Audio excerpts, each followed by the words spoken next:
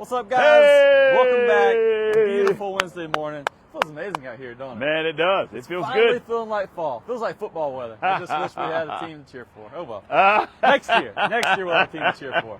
But what I have behind you, it's rare that we have three of our truck-based SUVs on the lot at the same time to be able to do a video for you guys. Wow. So I figured it's a perfect time for me and Corey Arnold to go through the different sizes, because we get asked all the time, hey Tucker, what's bigger, the Land Cruiser, the 4Runner?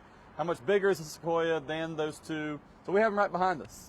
First and foremost, this color is awesome on the new Sequoia. Corey, Yeah, the new tell us Mud what this is. So this is Mud Bath. 2026 is the first year that you can get the Mud Bath on the actual Sequoia. So good looking vehicle. So truck-based SUV, you know, we have a lot of different kinds. You have the unibody, which is like the RAV4, Highlander, Grand Highlander.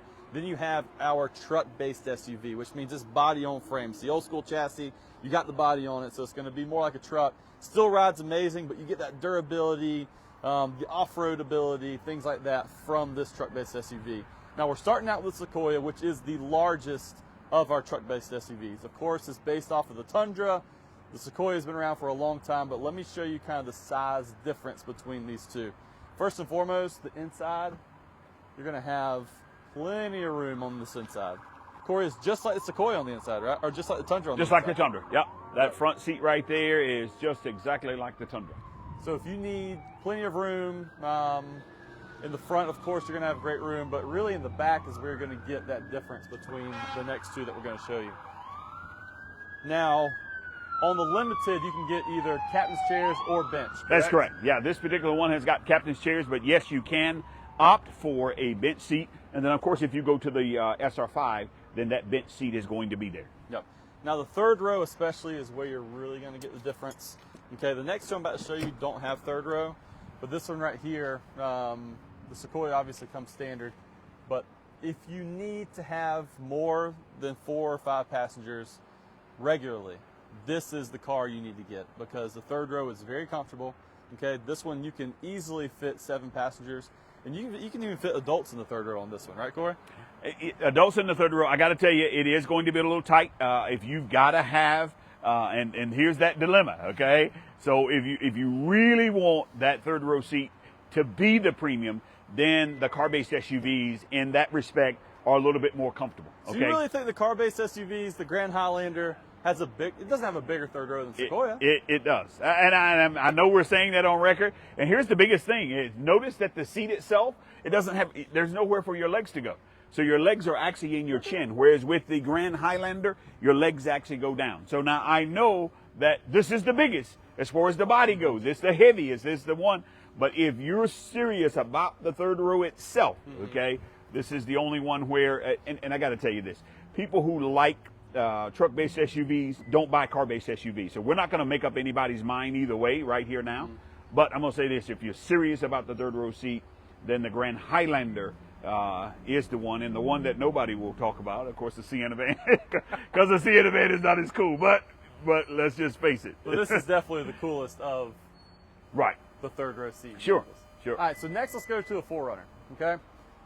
Corey, how often are you asked if the 4Runner or the Land Cruiser is bigger? That I got to tell you, that is the most common question.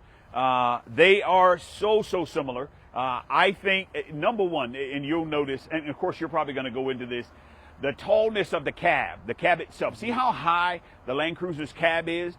The 4Runner is meant for you to see a big tires, skinny body, okay, and with a lift off the ground. A Land Cruiser goes a different way. So for a certain number of people, like for me, okay, I'm a little bit older, so guess what? The Land Cruiser probably would be more comfortable for me. Because if you look at it side by side, it really looks like a similar size. Right. The 4Runner may even look bigger, but I think it's more of an illusion because the way it sits, the way the ground clearance is, the wheel wells stick out further on the 4Runner. Because you're right, the Land Cruiser is more comfortable in terms of your cab space. So let me show you right here, Jay, what I'm talking about. And Tucker, one thing to mention while you're looking, keep in mind, no Land Cruiser is available with 3 rows of seats. Correct. Whereas the 4Runner in an SR5 or in a limited model, those are the only 2 grades that you can get a third row seat.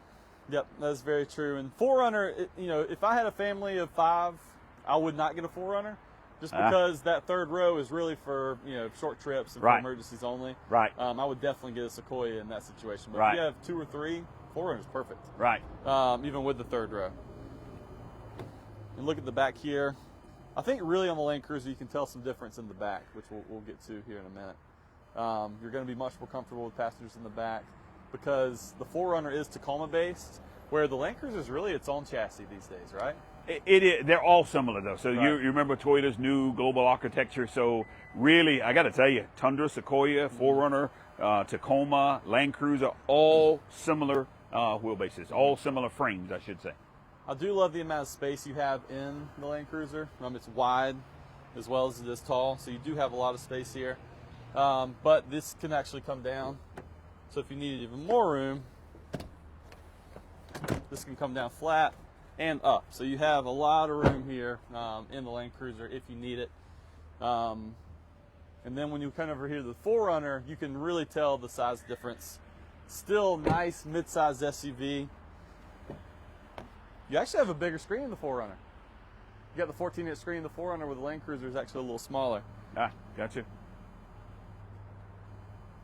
But you can just tell that if you want the most room of these two, the Land Cruiser's it.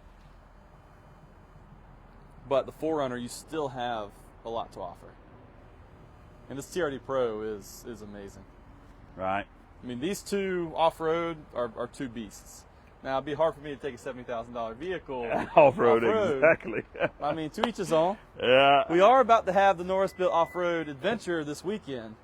So if you want to buy these vehicles, test them out off-road, it'd be a great opportunity. All right, look at the back here. Very similar in size between the Land Cruiser and the 4Runner, but I still think the Land Cruiser has it beat. Just like the Land Cruiser, these 4Runner second row can come down as well. Especially in that height. Just like you're saying, just that height, that Land Cruiser's got more room back there. So let us know which one you would go with. All three of these vehicles are available. So this is something you can come test drive, come buy today. So guys, we'll see you soon. Give us a call, stop by and see us. And until next time, have a great day. Have a great day.